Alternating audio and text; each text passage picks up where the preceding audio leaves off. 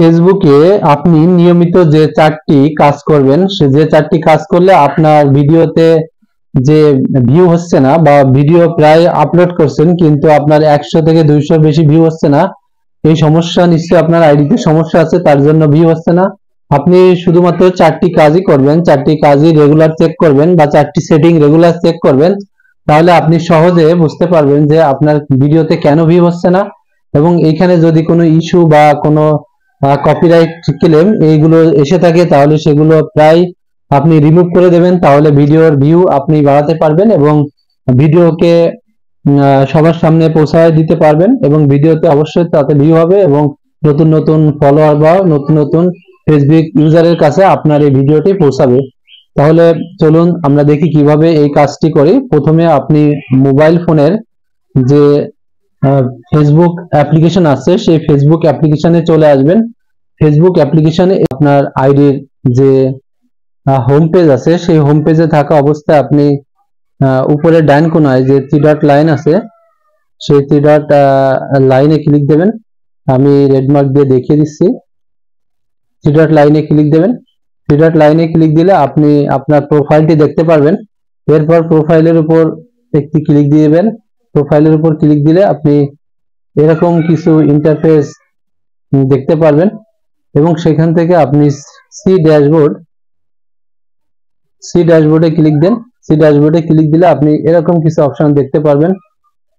সেখান থেকে আপনি নিচের দিকে চলে আসেন, স্ক্রল করতে করতে নিচের দিকে এসে আপনি এখানে যে প্রোফাইল রিকমেন্ডেশন এটা আছে, আপনি যদি পেজ থেকে দেখেন তাহলে পেজ রিকমেন্ডেশন লেখা থাকবে।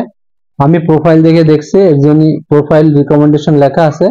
এই প্রোফাইল রিকমেন্ডেশনে ক্লিক দেন।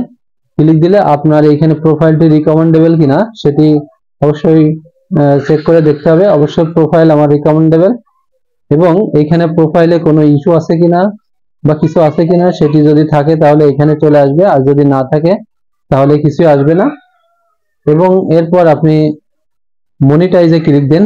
মনিটাইজে ক্লিক দিলে এখানে 2 নম্বর সেটিং, এটি মনিটাইজে ক্লিক দেন। মনিটাইজে ক্লিক দিলে এখানে কোনো ভাইলেশন যদি থাকে এখানে দেখাবে এবং মনিটাইজের জন্য যেটা ভাইলেশন সেটি এখানে দেখাবে। এখানে কোনো ভাইলেশন নেই সেটি দেখাচ্ছে, অর্থাৎ দুটো সেটিং আমার চেক করা হয়ে গেল। এবার ব্যাক বাটনে ক্লিক করতে থাকবেন। ব্যাক বাটনে ক্লিক করে একেবারে প্রথমে চলে আসবেন। 3 ডট মেনু যে লাইন আছে কোনায় এই লাইন পর্যন্ত চলে আসবেন বা হোম পেজে চলে আসবেন। হোম পেজে এসে 3 ডট লাইনে ক্লিক দেবেন, দিয়ে আপনি এই কোনায় যে প্রোফাইল লেখা আছে সেই প্রোফাইলের উপর ক্লিক দেন।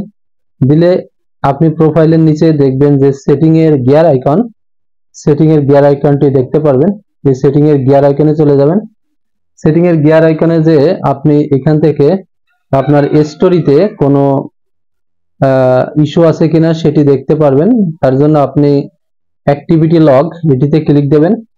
অ্যাক্টিভিটি লগে ক্লিক দিয়ে আপনি আর্কাইভে ক্লিক দেবেন। উপরে দেখেন আর্কাইভ লেখা আছে, এই আর্কাইভে ক্লিক দেবেন।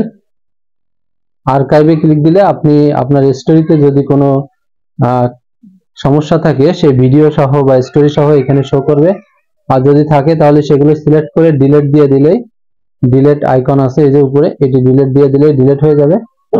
এবং আপনি ডিলিট করার পরও আর্কাইভে এটি থেকে যায়, তার জন্য এটিতে ক্লিক দেবেন। উপরে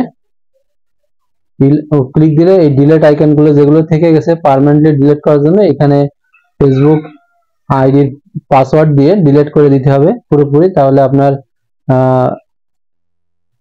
কোনো লিঙ্ক ব্যবহার করেছেন কিনা বা কোনো স্টোরিতে কোনো ইস্যু আছে কিনা সেটি দেখতে পারবেন। এরপর আরেকটি বিষয় চেক করতে হবে, 4 নম্বর বিষয়, সেটি হলো আপনি আপনার 3 ডট লাইনে ক্লিক করা অবস্থায় আপনি নিচে চলে আসবেন, নিচে সেটিং এ, সেখানে হেল্প এন্ড সাপোর্ট নামক একটি অপশন পেয়ে যাবেন। হেল্প এন্ড সাপোর্ট এটিতে ক্লিক দেবেন। এটিতে ক্লিক দিলে আপনি সাপোর্ট ইনবক্স নামে একটি অপশন দেখতে পারবেন। সাপোর্ট ইনবক্সে ক্লিক দেবেন।